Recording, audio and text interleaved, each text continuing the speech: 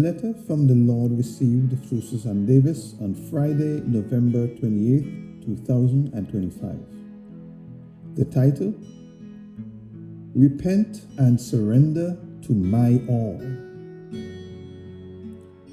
The world has drawn the people into its way of thinking.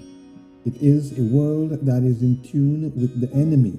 It's a world that knows no limits to evil, and the world becomes grosser every day.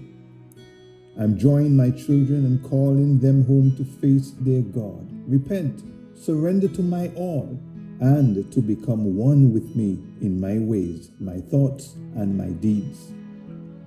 No one has to suffer in the next life. I have made a way.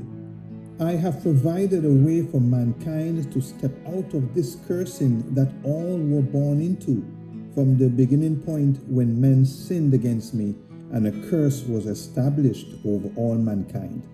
My coming to earth and the giving of my life, my own lifeblood, was the high price paid to bring relief to the ever-burgeoning sins of men and to bring them back into life everlasting. The enemy has a non-stop desire to see men fail and bring them to endless suffering, the punishment for the sin they perform against me. I died a horrible death to wipe the slate clean, to bring relief and refreshing to those who would receive me into their lives, and to bring hearts out of deep darkness and to renew the mind to understand the ways of God. I gave up my life for the many, but few desire my salvation.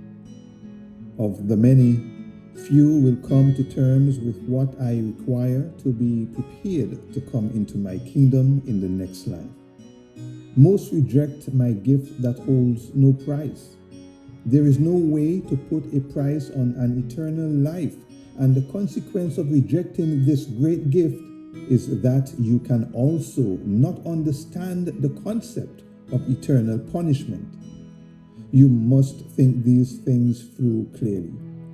If you devalue this great gift that I present to you, the penalty for doing so is so great, it's unfathomable. But for those who receive this gift, they will have eternity to reflect on the greatness of what I have accomplished on their behalf. The heart of humanity who sees my salvation will be ever reflecting on the greatness of my gift. So, I offer these words to you today to think this over carefully and to not disregard the great love of God and the eternal value I have placed on my creation. It is a sin for you to place such little value on your own life, a life that I created and see as a precious creation. What more can God do but to have given his own life? How else could I have demonstrated my deep love for the lives that I value more than they value themselves? Peace I bring to you. I hold out my hand. Accept my offer as it will not always be available. This is the God of eternal restoration. Amen. Read James 4 verse 4, 1 John chapter 2 verses 15 through to 17, Romans 12 verse 2,